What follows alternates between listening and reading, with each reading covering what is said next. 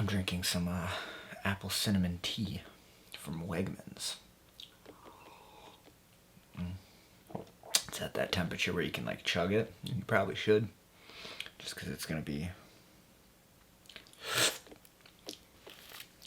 cold right after that. So excuse me while I enjoy this a little bit. Yeah, I don't necessarily know why I'm recording right now, but I just felt like if there's that like itch to just turn on the camera, I should. But I don't know exactly why. But it's those like little instincts that we get, that I get, I feel like I should act on a little more, but I don't always do that. And sometimes I get like way in my head about it and I don't do anything because I don't even know where to start.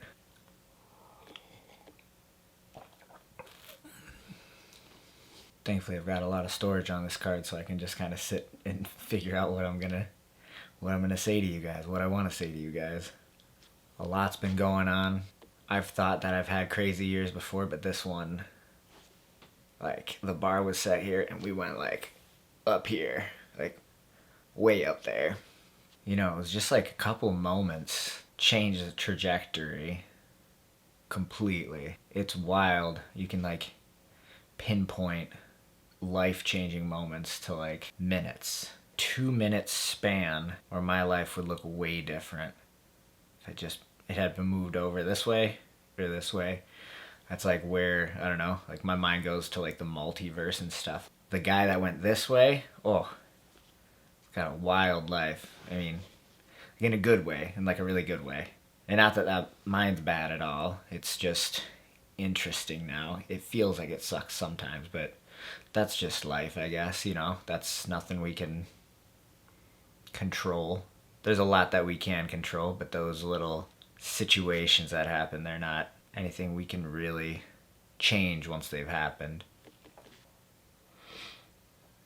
Staying at my Uncle Leo and Aunt Jenny's place right now, which is really nice, up in Canandaigua, New York, Finger Lakes region. I think they call it ice wine out here. They like do this like, it's like a syrupy sweet wine that you're kind of known for out here. And it's winter. Definitely winter now. Cold as hell. Actually, my brother gave me this wool sweater. Isn't this nice? Look at that. I had a few wool sweaters that I carried around with me for a while. It's my grandfather Norwegian wool sweaters from Dale of Norway. Really cool. He didn't like wool. They were still in the packages when I got them. When I got them, they were 27 years inside of that packaging. It was from the 1993 Winter Olympics in Lillehammer, Norway. Super cool.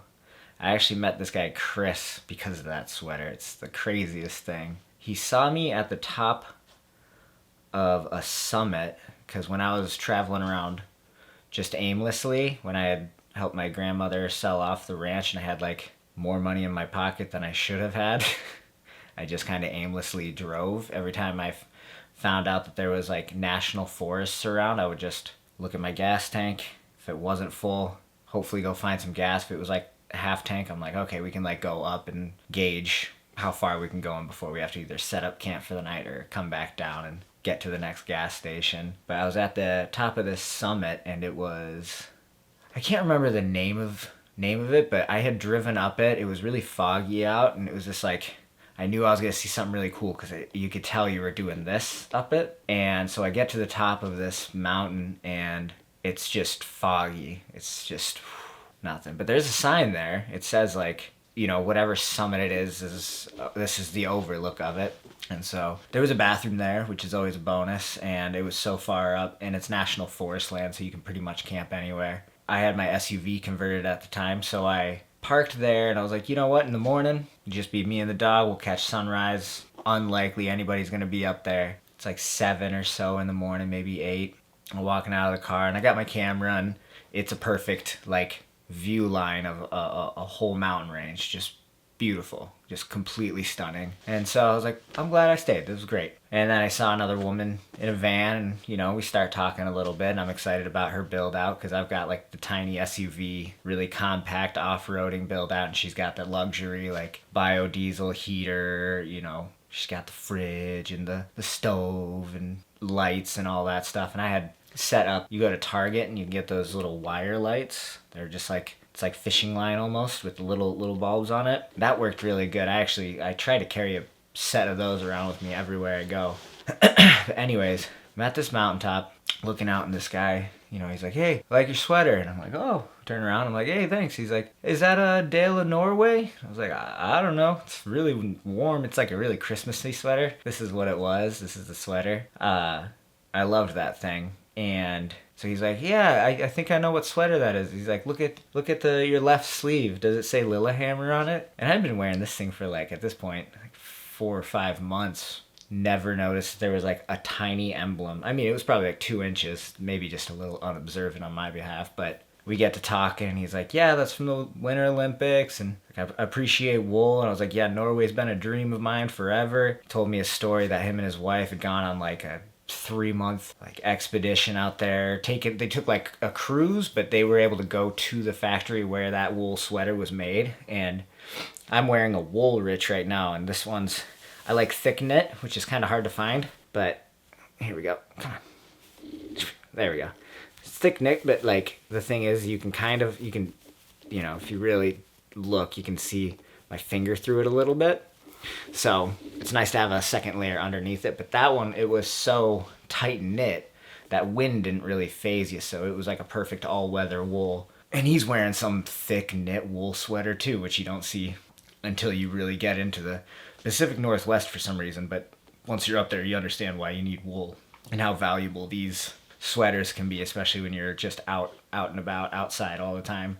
And we get to talking, and the vibe's cool. I think I might even have a photo of all of us like right when we had met. It's not the best photo or anything, but I took a little self-portrait of us because I was excited to I've made friends on this mountaintop. And we're talking, and Chris, he points out to the summit line, points to one of the peaks, and he's like, hey, I'm gonna go climb this with a bunch of my buddies tomorrow, but we're gonna go camp out tonight. Do you wanna go? I was like, hell yeah. So I follow him, and it's like a 2.5 hour drive, and I just had gut feeling this was gonna be a good idea, and like I trusted this guy, and I'm a pretty good judge of character. Like that's really why I've been able to travel the way I have and how I've gotten through life. I don't know what that's from, but I do have a good intuition about people. We get out there and I meet these like 4 or 5 guys. I can't remember all their names. There's Corey, who was, I don't know if he had like cerebral palsy or something, but like he couldn't walk. His knees wouldn't like bend. So it was really inspiring to be going camping with a guy that like couldn't walk, and he was hiking and he was doing these trails. And it was the first time I'd ever come in contact with hammock campers. I thought hammocks were like cute little things to like have in your bag, but I didn't realize you could like seriously camp in them and like be off the ground and in cold ass weather comfortably. This was my first experience really getting to see some serious camping because it was cold. I mean, we're probably at like, I don't know, 7,000 or 8,000 feet elevation. It's October, Pacific Northwest. It's cold, dense, cold air. We have a campfire. We hang out. Chris has this like, it's super cool. Like you just learn how to eat when you're on the go and you're working off of a jet boil. And so I cooked some mashed potatoes, and it was awesome because, I was around these guys. I'm like, these guys are big backpackers. This dude's driving around in like a 4-wheel drive 2019 Jeep Rubicon. It's 2019, and it's like the most beautiful, badass off-road vehicle that I'd ever been around. And it's fully decked out for like big camping, which again, I hadn't really been around except for like me making that happen. Cause I didn't grow up with people camping. Like I grew up as a kid camping, but in my adult life, nobody else did that. And I grew up kind of in the New York punk scene a little bit. Yeah, I would say so. Like from Olean to Rochester, I was in the punk scene until I was about 18. And then I kind of actively dipped out and started doing my own thing. Jared, that's the other guy's name. And there's one other dude. He was like a feral guy. He was like me. He was feral, and Anyways, he's like, yeah, we're going to go summit this peak tomorrow. We're going to go camp out tonight. Set up on this beautiful spot. I do a little time lapse of the fog coming by. Just kind of excited that I'm around people who are okay with me photographing and just being documentary style, like photographer, because all the people I tend to spend my time around are pretty uncomfortable with me just having the camera around. They're excited. There's not really like a lot of adventure that I've done with people. So this was really cool to have that experience and be able to really know that I'm doing something that like my heart has been calling for a long time, because I've been doing it alone for years. And there's been like a handful of people like in my life that have like gone out and done some stuff with me, but it's mostly just been me needing the wild. So we go on this hike. I've got a torn meniscus, MCL, medial femoral condyle. My knee's all fucked. It's still fucked. This was in 2019. It's 2022 now. But then it was really bad. Like, it was hard for me to walk, but I really wanted to summit a mountain, and I'd never done it before. Maybe when I was a kid in Montana, but I don't necessarily remember. I know I did a lot of like mountain climbing then, because there was the Rocky Mountains kind of literally like right in our backyard. It was a little hill, and then it jumped up. We used to try and climb up there like every night, try and get as far up as we could get. Start getting dark and you can scramble down in like 20 minutes, but we would try and always get all the way to the top. And it was so high we couldn't get up there, but I have this idea of what the other side looked like, and it was obviously like green grass and this beautiful like world that I'm not a part of. It's just this like untouched land. I have no idea what's on the other side of that Rockies in Missoula, Montana, but we get to hike in this climb. I have my trekking poles, got all my camera equipment. We're talking like 35, 40 pounds of camera equipment. 2,000 foot elevation climb over like 2.5 miles or something. Mount Townsend. If you want to look that up, I don't know exactly where we started either. I wish I had known about like dropping geolocation pins and stuff like that, and using Gaia GPS. That's been like a huge tool for my adventures. We summit this mountain. I don't get a ton of photos, but I get a couple photos of us up there, like on the hike and everything. I have my dog with me at the time. Well, what used to be my dog. That's another story about why this year's been insane. I don't have my dog anymore, which sucks, but it is what it is. And we summit this mountain, and it's beautiful. You know, we're touching the clouds. And there's one other guy up there when we get up there. Me and Jared and Chris. Corey couldn't do it because how extreme the elevation was. He wouldn't be able to do it. But he was a trooper, man. Like, he would hike, and you'd just see him fall straight on his face, get back up, get to walking. You know, he'd fall. He didn't want help. He just wanted to hang out and camp. And like, this dude was like a badass hammock camper, backpacker, trekker. Like, it was inspiring to be around somebody that had that going on. While my knee hurt, it really made me believe, Corey made me believe that I could summit the mountain with the injury that I had, because he was doing 75% of what I was doing with like so much more working against him physically. And then that trip was beautiful. We made this connection with these guys. Me and Chris go off the next day, and I'm not sure where we went, but Chris took off like almost a month of work to show me Washington. Really show me Washington. He'd been backpacking and hiking and through hiking this state for something like 35 or 40 years, and he'd mapped it all out. He gave me the map, which I pray I still have tucked away in some storage in somebody's place somewhere in the country, as I've tried to figure out what the fuck is happening this year. I digress. So he takes a few weeks off and he shows me Mount Rainier. We almost summit Mount St. Helens. I get to see Mount St. Helens, Mount Rainier, and Mount Baker from the Mount St. Helens peak. Just crazy to see that much like space and have like connecting points where like geographically I know where they're at on a map, so I can like kind of comprehend the distance where I'm like, I'm looking almost across the state to this thing out there. It's crazy having that perspective. And so we rally again. Me and Chris were rolling together, 2 separate vehicles. We were just backpacking from different place, camping from different place, car camping and stuff. Jared, Corey, and this dude, I want to say his name's Mike or Mark. They wanted to go to a place called Packwood Lake, and it's getting to be like that edgy part of the season where like it might snow, it might rain, it might be sunny, it might just be cloudy as fuck. But we all rally, knew where we were going, GPS. A lot of these guys had backpacked it around this lake before. So me and Chris, we rally up. It's about maybe like a 3 or 4 mile hike in. I think. I remember saying it was 5. It was a bit of a hike, but it was mostly like flat all the way out. We got out there and it was like dark, which was pretty fun. I lost one of my favorite hats on that walk. That's okay. I've lost a lot of things. We all have, right? But we get there and these guys were like, this was like in the woods, like nobody was gonna be going out there. It's so close to being like that off season where I'm guessing in the summer, because it's so beautiful and accessible, it's probably just cruising with people just nonstop. I can't imagine that place not being packed. Going on off season's what I like to do. I don't like to go on season with anything when it comes to the outdoors.